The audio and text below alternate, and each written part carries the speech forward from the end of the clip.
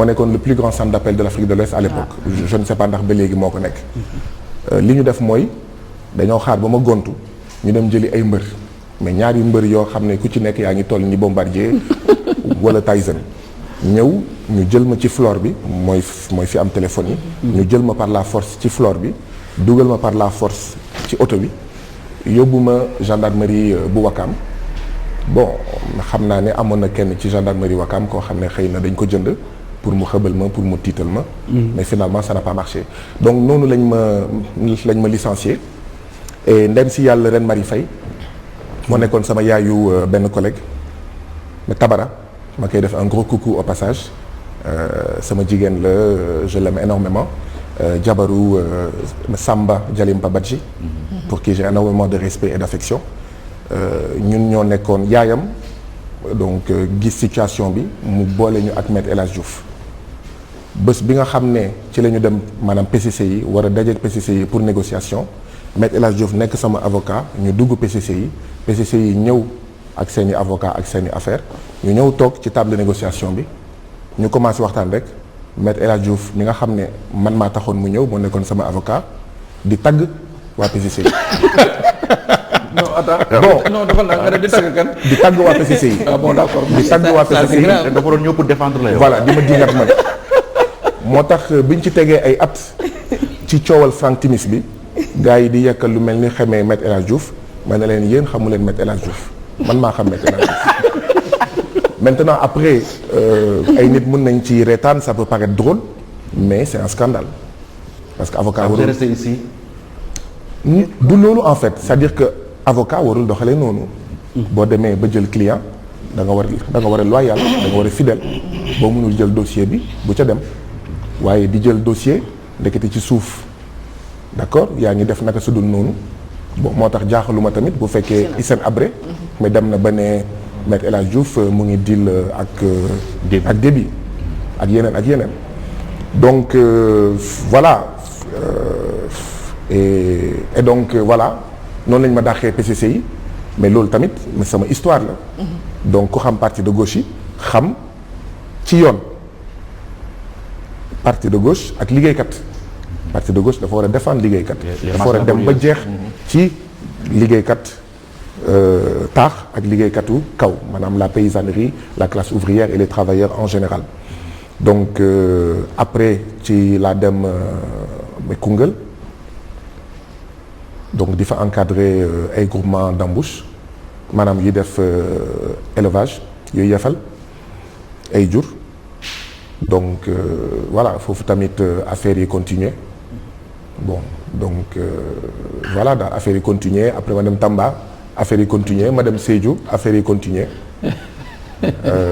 bi ma demee Sédhiou je crois que histoire bi yéen ñëpp xam ngeen ko ñaari directeur moo amoon Sédhiou premier directeur bi dem deuxième directeur bi ñëw ñuy lekk xaalis hôpital bi di ko sàcc di ci jox gouverneur di ci jox ay kilifa diine mais fekk Sédhiou nekk benn ci ñetti région yi gën a ndóol ci Sénégal ñi yeewoo Sédhiou amuñu sax xaalis bu doy pour jënd ticket hôpital boo amee évacuation yaa war a fay essence su ambulance bi la war a yóbbu Kolda wala Ziguinchor ma bind rapport ma wax ak ñoom ci jàmm ak salaam ne leen yaa ngi di lekk xaalisu hôpital bi te du dëgg du yoon bon gisee wuñ ko noonu ma woote conférence de presse ma woo journaliste yi ne leen lii moo xew ci hôpital régional bu Sédhiou waaye au-delà de hôpital régional bu Sédhiou lii moo xew ci hôpitaux Sénégal waaw dama defoon benn rapport boo xam ne dama wane hôpital yu Sédhiou nu muy doxee naka la ñuy lekkee xaalis hôpital bi di détourner les fonds d'accord mais ma wane tamit ne la loi la réforme hospitalière de 1998 boo xam ne en fait c'est un plan d'ajustement structurel appliqué aux hôpitaux dafa transformer hôpitaux yi en entreprise privée Assemblée nationale Sénégal moo voté benn loi 1998 boo xam ne ku amul xaalis waaw booy dem hôpital da ngay fay mais ñu bëri duñ ko wax parce que bëgguñu ñu dellu foofu donc tey jii nii suñu xar kanam hôpital foofu la jógee donc noonu la ma Eva Marie Coll Seck ministre de la santé affecté 2 ou 3 fois en 1 mois finalement mu affecté ma fii ci Dakar ci centre de promotion et de réinsertion sociale bu Fass mais bâtiment boo xam ne service de l'urbanisme bu état ñëw na ñaari yoon fekk ma ci bâtiment bi ne ma bâtiment bi c'est un bâtiment menaçant de ruine maanaam bâtiment bi sax da nga koy xool da ngay naan lii léegi mu daanu bon ma bind ba sonn ne leen fii mun ma fi toog da ngeen bëgg bâtiment bi daanu sama kaw bon depuis boobu nag ma ne leen man mënuma dugg ci bâtiment boobu xëy na ñoom itam loolu moo leen gënaloon parce que xam nañ ne fu ñu ma mun ci affecté te ma gis ay information yoo xam ne luubal xaalisu askan wi la sàcc xaalisu askan wi la ci santé ak action sociale parce que man agent ministère de la santé la fu ma ko mënta gis amul droit de réserve amul xawma obligation de réserve ak yooyu waaw parce que askanu Sénégal moo may fay kenn mënu ma imposer obligation de réserve ba may gis ñuy luubal xaalisu askan wi ci hôpital ba pare ñu naan ma doo ko fi waxee mun naa ko wax ci jàmm ak salaam entre quatre murs bu ngeen ko jubbantiwee alhamdulilah bu ngeen ko jubbantiwul ma wax ko askanu Sénégal donc voilà lii daal xëy na mooy sama jàng. yaa ngi yokk liggéeyuloo mais chaque mois yaa ngi dem di jël sa salaire. mais état du c'est pas contraire ak yow li ngay xeex. non du tout. sur le plan éthique. non du tout ñii di noot askanu Sénégal di ma nootaale ñoom ma teg ci condition bi du man maa décidé bañ a liggéey ñoom ñoo créé condition bi nga xam ne mënuma liggéey mooy expression bi ngeen di dégg mettre au frigo man depuis 2014 dañ ma mettre au frigo léegi ma lay renvoyer question bi est-ce parce que man et bi may ŋaññ situation hôpitaux yi et pas seulement bu Sédhiou c'était 6 ans avant coronavirus ñëw ñun ñëpp ñu mel ni dañ doon nelaw ndekete suñu hôpitaux yi nii la mel man 6 ans avant dama def benn rapport ma jox leen ko envoyé ko Eva Marie Coll Seck ne leen lii moo xew ci hôpitaux yi d'accord est-ce que xam nga ne à la tête de tous les hôpitaux dafay am conseil d'administration yoo xam ne nit yi dañuy fayeeku ay indemnité de session 75 000 par réunion 100 000 par réunion ci hôpitaux yi gën a ndóol ci Sénégal ñu naan déet yenn saay les administrateurs dañuy naan non indemnité de session yi dafa tuuti nañ ko yokk fekk boobu askan wi amul pédiatre amul sage-femme yu doy amul infirmier yu doy est-ce que xam nga ne man liggéey naa hôpital boo xam ne le président du conseil régional parce qu'à l'époque mais conseil régional mu ngi existé woon dafa jël doomam bu jigéen dugal ko ci hôpital bi te doomam bu jigéen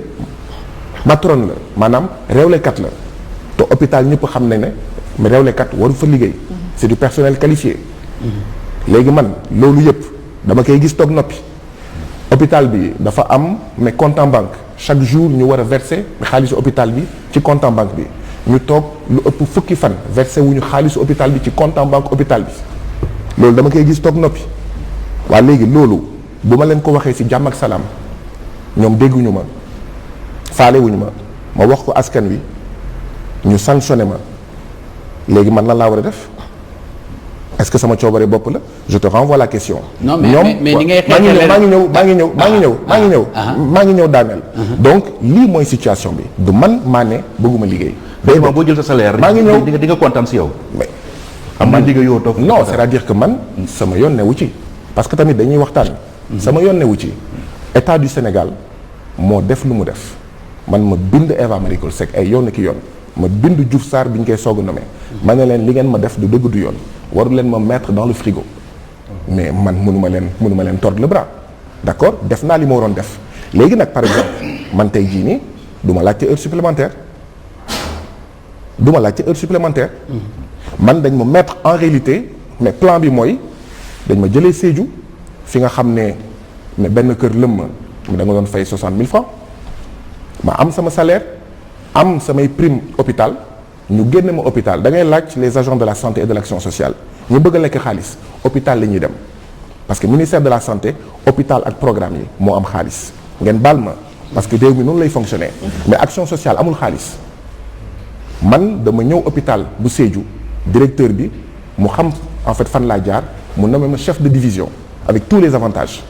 man xooluma loolu yépp ma wax ko li ma koy wax bind li may bind mënu ko dégg ma def conférence de presse donc man du ay payoor ak ay avantages man moo ma tax sinon kon ma noppi woon ci situation hôpitaux yi balaay sax ñu may jëlee Sédhiou ñu yónnee ndaw ñu ne waaw léegi Guy Marius Sagna dañ lay ñaan nga toog noppi